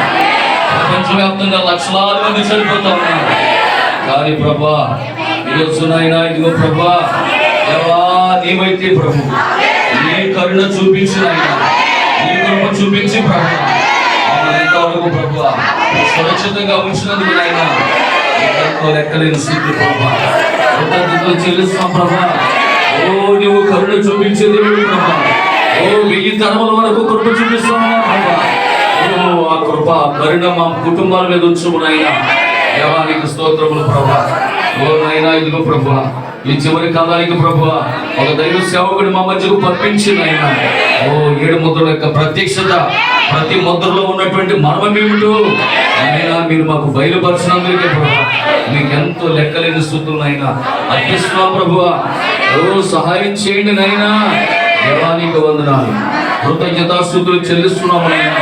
నిశ్చయముగా బలపరచండి ప్రభా. ఈ కార్యం జరిగించండి ఆయన. అద్భుతాలు చేసే దేవుడు ప్రభా. దేవానికి స్తోత్రము, వందనాలు అయినా, కృతజ్ఞతాస్తుతులు చెల్లిస్తున్నాం ప్రభా. ఇదిగో నాయన చేరి వచ్చిన ప్రజలను మీరు దీవించండి ప్రభా. ఎంతో మంది ఎన్నో రకాల బలహీనతలు వచ్చి నాయన అనారోగ్యాలతో వచ్చి ఉండొచ్చు ప్రభా, బలహీనతలతో వచ్చి ఉండొచ్చు. ఇదిగో ప్రభా, ఇంతవరకు నీ వాక్యాన్ని విన్నారు నాయనా. ఓ వర్తమానంలో శక్తి ఉంది ప్రభా. ఓ దేవా నిశ్చయంగా ప్రభా, ఓ అది నైనా వారిని తాకునుగా కనైనా. ఓ ప్రతి వ్యాధి నుండి విడుదల పొందుకొందురుగా కనైనా. కుటుంబాల్లో నెమ్మది పొందుకొని విడుదలుగా కనైనా. రోగాలు శరీరంలో ఉన్న రోగాల నుంచి విడుదల పొందుకొందురుగా కనైనా. వారి కుటుంబాల్లో నాయన సంతోషంగా ఇంటికి విడుదలుగా ప్రభా. ఈ కార్యం జరిగించున్నాయి. ఇంకా ఎవరైతే రక్షణ పొందలేదు ప్రభా, వారందరూ రక్షణ పొందుదురుగా కనైనా. జరిగించాడు ఆయన. అద్భుతాలు చేసే దేవుడు ప్రభా. రాజ్యానికి వందనాలు ప్రభా. ఇంకా రక్షణ లేనటువంటి నాయన కుటుంబాలు ప్రభా రక్షణ పొందుకొందురుగా నాయనా. ఈ కార్యం జరిగించండి. అద్భుతాలు చేయండి ప్రభా. సూచన చేసేయండి నాయన. మార్గాన్ని జరిగించు నాయన. స్వస్థత కార్యం జరిగించండి ప్రభా. దైవ శక్తి నుంచి విడుదల కలిగించు నాయన. స్తోత్రాలు. ఈ మధ్యాహ్నకాల సమయంలో ప్రభా ఇదిగో నాయనా, ఓ దేవా, ఓ ఇదిగో తండ్రి సీతారాముడు నుంచి వచ్చినటువంటి సాల్మను చిన్న ప్రార్థిస్తున్నాం నాయన. ఆ యొక్క ప్రతి అపరాధములను పాపములను అయినా క్షమించు నాయన. ఆ సహోదరి పాపాలను నేను క్షమిస్తా ఉన్నాను ప్రభా. దేవా నిశ్చయముగా బిడ్డను వెంబడిస్తున్న ప్రతి దురాత్మ దెయ్యపు శక్తులు యేసుక్రీస్తు అధికారిక నామములో ఇప్పుడే బిడ్డను వదిలి పోమని ప్రభా నీ కార్యం జరిగించండి. దేవా బిడ్డను ఒకసారి దయతో జ్ఞాపకం చేసుకోండి. ఆమె పాపాల అతిక్రమాలు క్షమించండి. దేవానికి స్తోత్రాలు. ఈ మధ్యాహ్నకాల సమయంలో నాయన ఇక్కడ ఉన్న పురుషులందరూ మీరు దీవించండి ఆయన. ఒక్కొక్కరు ఆశీర్వదించండి ప్రభా. వారు చేస్తున్న ఉద్యోగాన్ని, వారు చేస్తున్న వ్యాపారాన్ని, వారి చేతి వృత్తులను ప్రభా మీరు దీవించండి. చంటి బిడ్డలను దీవించండి. ఎవరొస్తుంది జ్ఞాపకం చేసుకోండి. వారు మంచి ఆరోగ్యాలు దయచేయండి, మంచి భవిష్యత్తును దయచేయండి. వారు నీ పని జరిగించుదురుగా, వారి సమర్పణ జీవితం కలిగి ఉందిరుగా. దేవానికి వందనాలు. అలాగే ప్రభా ఇదిగోనైనా ఇక్కడ ఉన్నటువంటి నాయన ఆ యొక్క ఓ దేవా జోగి సమీర్ గారు ప్రార్థిస్తున్నాము. వారి అవసరతనైనా కొంత ప్రార్థన అవసరం అడిగారు ప్రభా. మరి ఆ అవసరం ఏంటో నీకు తెలుసునైనా రావాల్సిన బాకీ ఏదైతే ఉందో ప్రభా, ఆ యొక్క మరి ఆ కంపెనీ వ్యక్తి ఇవ్వాల్సినటువంటి బాకీ వసూలు అవడానికి సహాయం చేయండి ప్రభా. నీకు వందనాలు. ఇంకా రావాల్సినటువంటి బాకీల విషయంలో, అన్న స్థలం అమ్మకాల విషయంలో నాయన కృప చూపించి, నాయన కరుణ చూపించి దేవా సహాయం చేయండి. అలాగే నాయన ఒక శ్రీనివాస్ గారు జ్ఞాపకం చేసుకుని ఆయన రొయ్యలు చేపల చెరువు విషయంలో కూడా సాయం చేయండి. పట్టుబడి పడటానికి సిద్ధపడుతున్నారు, మంచిగా దిగుబడి రావడానికి సాయం చేయండి. అలాగే నాయన మరి తమ్ముడు పేతులు కూడా చిన్నగా రొయ్యల చెరువు వేసుకున్నారు, మంచిగా పడినట్లు సహాయం చేయండి. సీలు వేసుకున్నారు ప్రభా, ప్రార్థన చేసుకుని వెళ్ళాడు ప్రభా. నిశ్చయంగా ఆ యొక్క రొయ్యలు నాయన మంచిగా నాయన అవి కౌంట్ వచ్చింది కాక ప్రభా, మంచి అభివృద్ధి కలుగును కాక ప్రభా. ఇంకా ఎవరైతే ప్రభు ఏ అవసరం కొద్ది ఉన్నారో ప్రభా వారిని దీవించండి. రాజరత్న గారి యొక్క ఓ నాయన ఆ యొక్క పొల విషయంలో నాయన, అలాగే ప్రభా ఆ యొక్క పాడి విషయంలో కూడా సాయం చేయండి.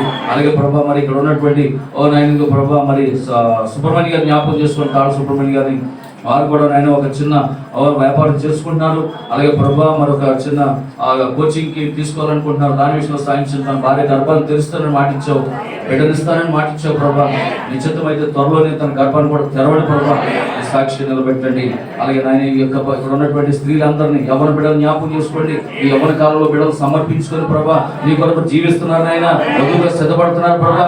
మీరు అక్కడ సిద్ధపరచండి ఆయన, ఎత్తబడి విశ్వాసం దయచేయండి ఆయన, ఈ లోకాచారాల నుంచి తలపుల నుంచి విడుదల దయచేయండి ప్రభా.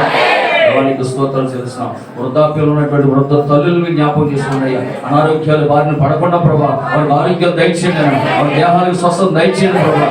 దేవానికి స్తోత్రాలు, వందనాలు ప్రభా. ఎవరైతే ఇంకా గర్భఫలాలు లేవో ప్రభా వారి గర్భాలు తెరవండి అయినా, వారి సుప్రసవాలు దయచేయండి అయినా. అలాగే ఇప్పటికీ గర్భిణీ స్త్రీలు ఎవరైతే ఉన్నారో ప్రభా వారికి నైనా చక్కటి నైనా 12 బిడ్డలు పుట్టడానికి సహాయం చేయండి అయినా, వారు నైనా మంచి ఆరోగ్యాలు దయచేయండి ప్రభా. దేవానికి స్తోత్రాలు. అలాగే నా చిన్న కుటుంబాన్ని జ్ఞాపకం చేసుకోండి. ఏదైతే మనం చేసిన ప్రతి అపరాధ పాపం క్షమించి నా కుటుంబాన్ని ఒక్కసారి దయతో జ్ఞాపకం చేసుకోండి. ఈ పరిచర్య మీరు ఇచ్చారైనా, ఈ పరిచర్య మీది ప్రభా, ఈ సంఘం మీదునైనా, మాది ఎవరిది కాదు ప్రభా. తప్పకుండా మీ సంఘానికి అయినా మీరే అధ్యక్షులు, నాయకులు అంతా మీదే ప్రభా. మేము కేవలం నిమిత్తం మాత్రం ప్రభా. అయినా యూదులు ప్రభా వారికి ఉన్న వజ్రాల వ్యాపారాలు విడిచిపెట్టుకొని, వారికి కలిగిన భవంతులు విడిచిపెట్టుకొని వారి సొంత దేశానికి వెళ్ళిపోవడానికి సంతోషంగా వెళ్ళిపోతున్నారు ప్రభా. ఈ రోజు మేము కూడా నైనా మాకున్న భూములు కానీ, మాకున్న భవంతులు కానీ, మాకున్న కార్లు కానీ అవన్నీ కూడా విడిచిపెట్టుకుని ప్రభా మేము నీ యొక్క రాజ్యములోనికి వచ్చేయడానికి ప్రభా ఆ గొప్ప నాయన మనసు మాకు కూడా దయచేయండి ప్రభా. ఏది మమ్మల్ని భూలోకం నాయన తాకకుండా ప్రభా, ఏది మమ్మల్ని ఆకర్షించకుండా ప్రభా, భూమి ఆకర్షణ లేకుండా ప్రభా మమ్మల్ని ఆయన తీసుకుని వెళ్ళిపోండి ప్రభా.